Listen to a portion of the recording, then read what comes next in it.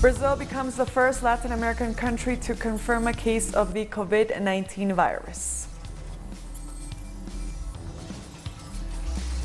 And South Africa's new budget is met with both protest and praise. Hello and welcome to Telesur English. I am Estefania Bravo in Quito, Ecuador. This is from the south. Venezuela has told initiatives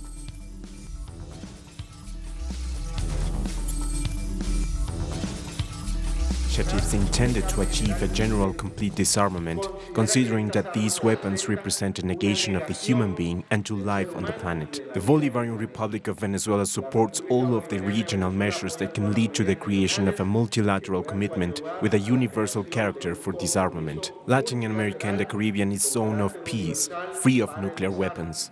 As established in the Treaty of 1967 and the Summit of the Community of Latin American and Caribbean States, CELAC, has declared so in Havana, Cuba in 2014. There, the heads of state and government adopted a commitment to not permit or give space to armamentism, nuclear devastation or anything similar. Zones free of nuclear weapons constitute an effective medium to strengthen the idea of global prohibition. Venezuela invites all regions to make a concerted effort to reflect this international value and to emphatically condemn any intent to promote and facilitate armament, whatever it manifests.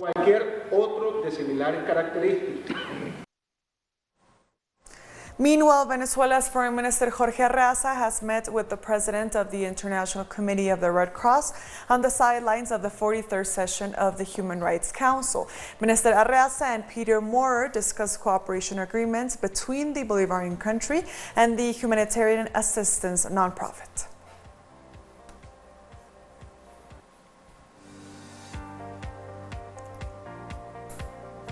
Arreaza also sat down with the High Commissioner for Human Rights, Michelle Bachelet, reaffirming the country's commitment to international law. Moving on, Latin America's first recorded case of the novel coronavirus has been confirmed in Brazil. Health authorities said a 61-year-old man in Sao Paulo tested positive for the COVID-19 after returning from a trip to Italy between February 9th and 21st. He will be recovering at home following treatments at one of Brazil's top hospitals, the Albert Einstein in Sao Paulo.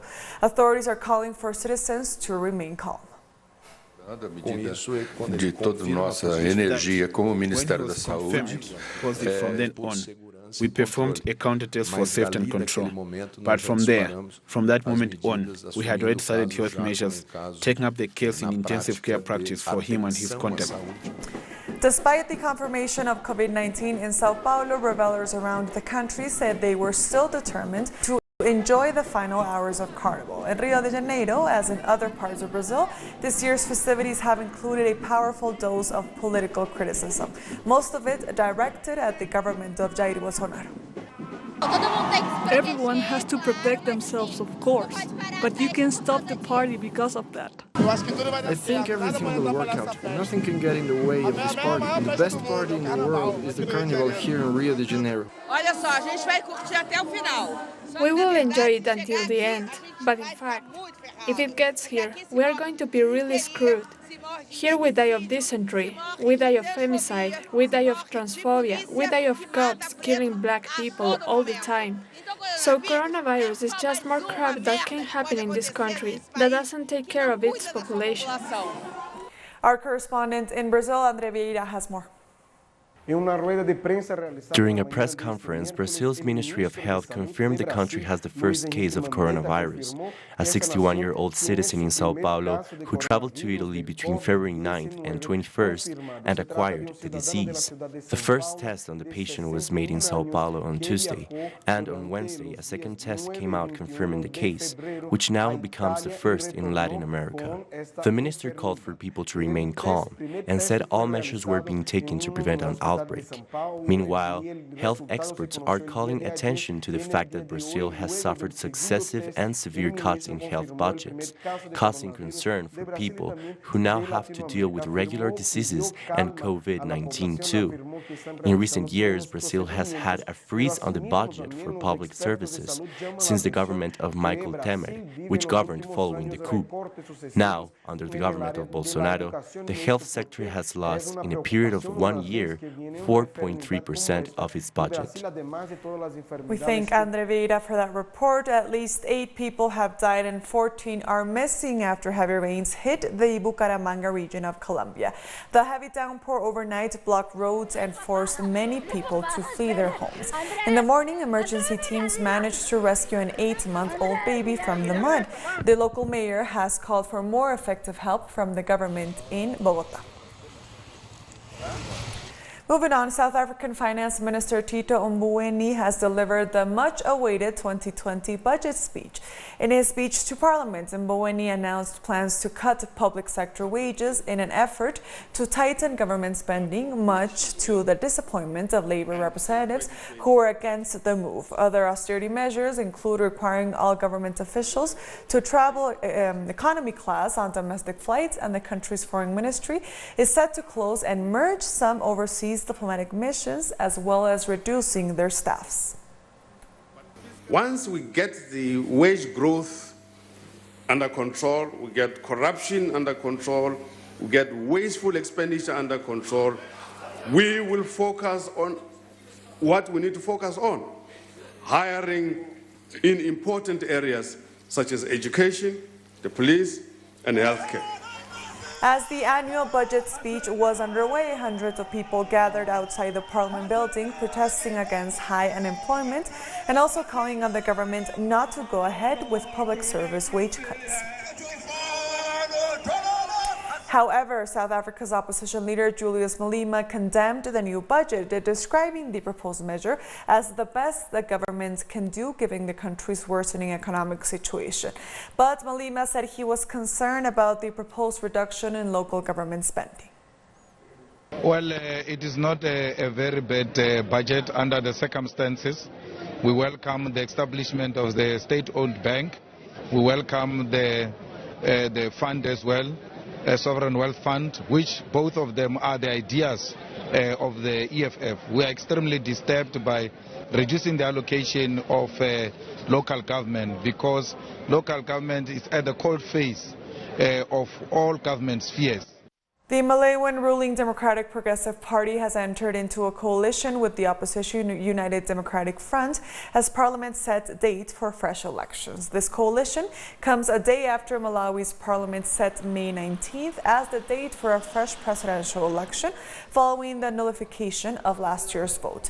The UDF party governed Malawi between 1994 and 2004, and its leader, Atupele Mulusi, once served in President Peter Mutharika's government. He formed his own party before last year's election. My name is Sami Awani, and I'm a journalist with the BBC. At the G5 Sahel Summit in Mauritania, the country's president, Mohamed Gassouani, has warned that the conflict in Libya poses a threat to the security and development of the entire region.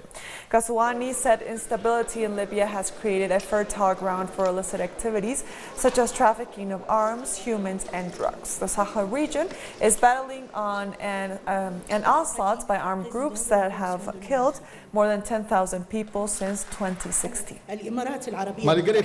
Despite several international initiatives, the Libyan crisis continues to deepen and become more complex. Unfortunately, it continues to fuel and strengthen the activities of terrorist groups in the Sahel through the illicit trafficking of arms, munitions, drugs, and human beings. Senegal has inaugurated West Africa's first large-scale wind farm, which is expected to supply 15% of the country's power. The 156-megawatt power plant located north of the capital, Dakar, was launched by President Macky Sall, who has pushed for clear sources of energy since coming into power. The country's first solar plant came online 3 years ago, and the government has since built several more. We'll be right back. Don't go away.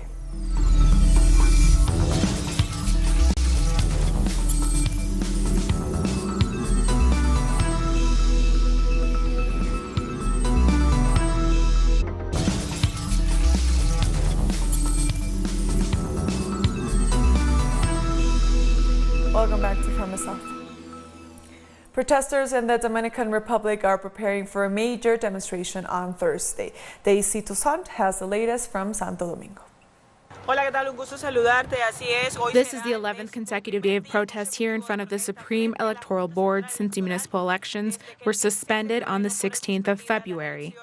Since then, the protesters have been demanding a clear explanation of what happened on that day and demanding that democracy be respected.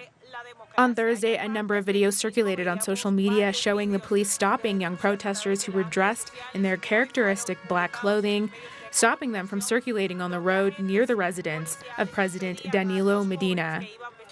This Thursday, the 27th, is Independence Day in the Dominican Republic, and a number of artists and other personalities have called for a major protest to be held outside of the Electoral Board. They are calling it the Trabucazo 2020, which is a reference to the same date in 1844 when the country won its independence. They say that they're aiming to bring 1 million people onto the streets. The Electoral Board has already printed the voting slips for the 140 municipalities where the manual vote will be repeated on the 15th of March. And today, they're beginning to print the voting slips for the 18 municipalities which were meant to have an electronic vote last time around, but which will also vote manually on the 15th of March. We thank Daisy Toussaint for that report. Environmentalists in Costa Rica have held a vigil for the indigenous leader Jerry Rivera, who was murdered on Monday night. The campaigners are demanding that the government carry out a proper investigation into the killing and provide guarantees and support to the indigenous people in the south of the country. Rivera had been leading a movement by his Boran people to recover the ancestral lands they say were stolen by white landowners. This week has seen unprecedented protests at Chile's biggest music festival in Viña del Mar, and many of the musicians performing have expressed their support for the protesters. Our correspondent Paula Dragnik reports. The protests have been continuing outside the Quinta Vergara, the historic location where the Viña del Mar Music Festival is being held. And this is despite the very heavy security that has been deployed around the site. The festival itself has become an echo chamber for the demands of Chile's protesters. Many of the stars have expressed their support for the uprising that started on the 18th of October last year. Ricky Martin, on the opening night, called on the youth to demand their rights. And the world-renowned Chilean singer Mon Laferte accused the Chilean police of being responsible for the burning of subway stations and strongly criticized their use of excessive force. She got a tremendous reception from the public. The festival will end on Friday, and another big protest has been called to coincide with the close of the festival, which has had such a big impact because of its unprecedented political content. Democratic presidential candidate Bernie Sanders has defended his political campaign during the party's 10th televised debate in Charleston, South Carolina. Sanders was ganged up on by his rivals who attacked his policies and called him too radical for U.S. citizens in an attempt to slow his momentum. But it's Sanders who has led the polls in previously held caucuses and primaries. Standing firm, the 78-year-old insisted that Democrats ought to target working-class people, reminding that social policies exist and thrive in order in other countries across the world. He also slammed existing racist legislation. Misconception, and you're hearing it here tonight, is that the ideas I'm talking about are radical. They're not. In one form or another, they exist in countries all over the world. Healthcare is a human right. We have the necessity, the moral imperative to address the existential threat of climate change. Other countries are doing that. We don't need more people in jail, disproportionately African American, than any other country on earth. Not a radical idea. Bernie and I agree on a lot of things, but I think I would make a better president than Bernie. And the reason for that is that getting a progressive agenda enacted is going to be really hard, and it's going to take someone who digs into the details to make it happen. The Democratic hopeful Elizabeth Warren is again coming under fire for previously claiming to be a part of the United States indigenous population. More than 200 Native Americans signed a letter urging Warren to fully retract her past declarations and dispel false beliefs by many white people that they have American Indian ancestry. This follows an investigation that proved $100 million in government contracts reserved for minorities went to companies with dubious claims of being Cherokee or part of Creek Indian tribes. Warren has since apologized. Our correspondent in Washington, D.C., Jorge Gestoso, has more. Thank you. At this very time, every candidate from the Democratic Party is trying to get the support of the African American community in South Carolina. 60% of the voters are African Americans, and in that case is Joe Biden so far the favorite among that community, given the fact that he was the vice president of President Barack Obama, who was an African American. But Bernie Sanders is very close, is in the margin of error according to the polls, getting closer and closer, but most definitely Joe Biden needs a victory in South Carolina after a very poor outcome in the first three conventions primaries, and also the caucuses. What happened last night, according to a CBS poll, what was the candidate that impressed the most? Bernie Sanders was first with 45%, followed by Joe Biden with 43%, and Elizabeth Warren with 40%. At this point, Bernie Sanders is still untouched. Basically, he was unscathed after that debate last night. He received 33 attacks. The one who followed him was only less than half, 16, because he most definitely he's leading the pack, and all the attacks were against him. But most definitely from here to Tuesday, next Tuesday, there is Super Tuesday in 14 states. We thank Jorge Gestoso for that report. We'll be right back. Stay with us.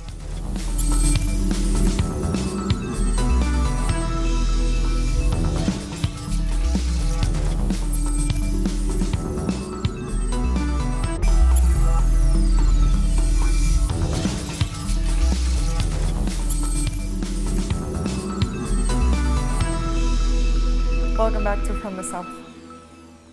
Thousands of tractor drivers and agricultural workers have taken to the roads of Andalusia to demand fair wages and lower production costs. They say they are under threat from U.S. tariffs. Our correspondent Sergio Rodrigo has more. El campo andaluz amanecía otra vez en huelga general. As thousands of tractor drivers took to the main roads of the capital, Sevilla, to call for fair prices on agricultural products. We are here to demand reasonable prices for products, so we have a sufficient margin to work the land. Otherwise, we have no other option but to leave. Carmen is an Andalusian farmer. She's joined her co-workers in protest against the unfair competition created by free trade agreements like those of Mercosur and Morocco. In an autonomous community like Andalusia, we depend almost exclusively on agriculture. So ultimately, what we want is for our rights to be respected. We demand an end to tariffs, and we call for the elimination of unfair competition between Andalusian and Spanish products. Agricultural organizations also outlined further requests, which include fair prices for their produce and the termination of U.S.-imposed tariffs. What we need is for the government to support us and have a more aggressive policy, especially with the issue of tariffs and costs. A kilo of oranges costs 18 cents, but in the store you can find it for €2. You can't find it for less. That's 500% more. And the same goes for olives. Best case scenario, we get paid 87 cents per kilo for olives, and you can't find it for less than €4 in the store. We farmers refuse to continue working with this margin. Meanwhile, demonstrators continue to pressure the Spanish executive, which has since introduced an urgent reform to the food chain law to mitigate the negative effects facing agricultural workers. A fair day's work for a fair day's pay is what these farmers are demanding from the Spanish government. They also insist that urgent action be taken to guarantee the security of the agrarian sector, a sector which employs hundreds of families in the south of Spain. Dozens of people were injured when Greek police used tear gas, stun grenades and rubber bullets to disperse protesters on the island of Lesbos. Local residents had taken to the streets to protest against the construction of new migrant detention centers on the island. The Greek government allegedly seized land from local farmers to build the new migrant camp. Lesbos is one of the main routes used by migrants to get to Europe because of its proximity to the Turkish coast.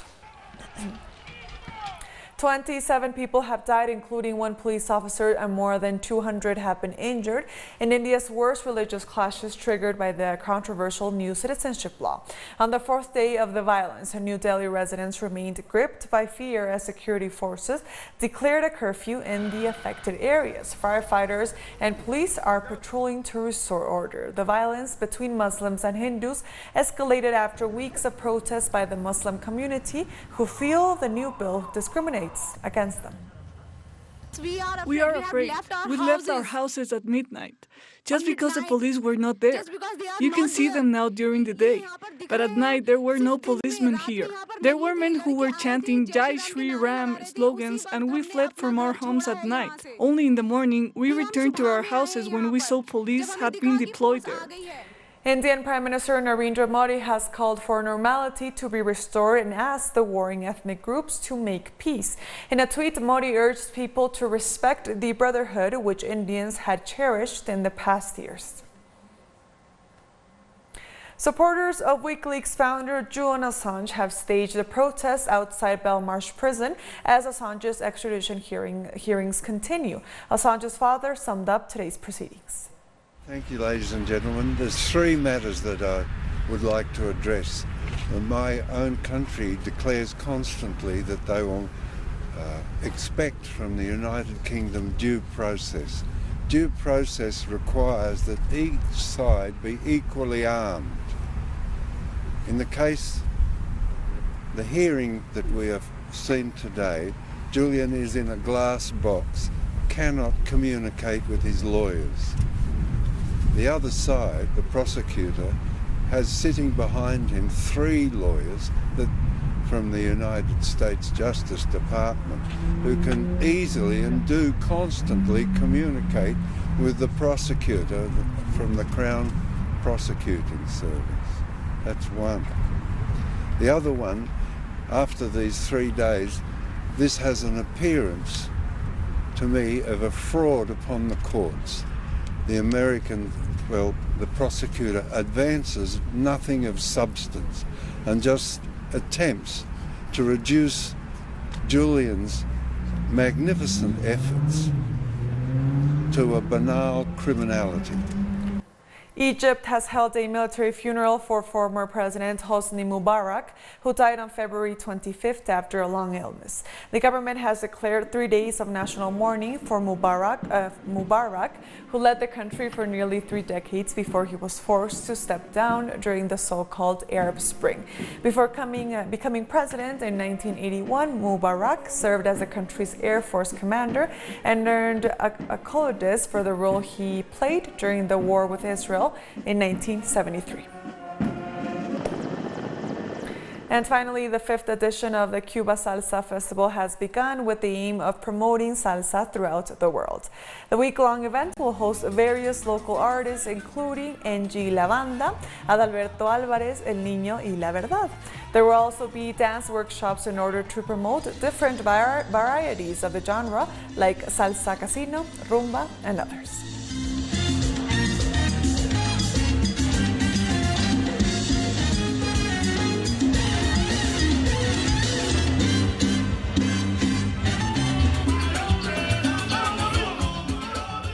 And with that, we've come to the end of this news brief. You can find these and other stories on our website at telesurenglish.net. Join us on social media as well. We are on Facebook, on Twitter, and on Instagram. For Televisor English, I am Estefania Bravo. Until next time.